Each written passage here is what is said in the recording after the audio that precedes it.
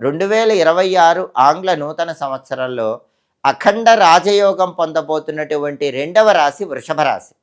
దానికి కారణం ఏంటంటే తులారాశిలాగే వృషభ రాశి వాళ్ళకు కూడా సంవత్సర ఫలితాలు చూసే 4 గ్రహాలలో 3 గ్రహాలు యోగిస్తున్నాయి. వృషభ రాశి వాళ్ళకి 2026లో 5 నెలల పాటు గురువు అద్భుతంగా యోగిస్తున్నాడు. ఆ 5 నెలల్లో కూడా ఫైనాన్షియల్ గ్రోత్ చాలా బాగుంటుంది. కెరీర్ పరంగా టాప్ పొజిషన్కి వెళ్ళగలుగుతారు.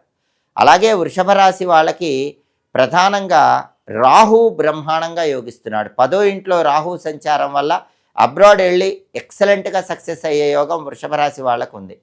జీవితంలో ఉన్నట్టుండి టాప్ పొజిషన్కి వెళ్ళే యోగం 10వ ఇంట్లో రాహు సంచారం వల్ల వృషభ రాశి వాళ్ళకి 2026లో ఉంది. 2026లో డిసెంబర్ 5 వరకు 10వ ఇంట్లో రాహు అద్భుతంగా యోగిస్తున్నాడు.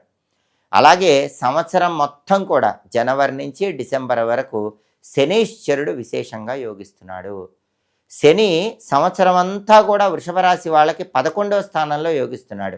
అంటే కొద్దిగా కష్టపడితేనే అద్భుతమైన విజయాలు వృషభ రాశి వాళ్ళు 11వ ఇంట్లో శని సంచారం వల్ల పొందగలరు. కాబట్టి వృషభ రాశి వాళ్ళకి శని యోగిస్తున్నాడు, గురువు యోగిస్తున్నాడు, రాహువు యోగిస్తున్నాడు. ఒక్క కేతుగ్రహం మాత్రమే యోగించట్లేదు. కేతుకు పరిహారాలు చేసుకుంటే సరిపోతుంది. 100కి 75% అనుకూల ఫలితాలు వృషభ రాశి వాళ్ళకు ఉన్నాయి.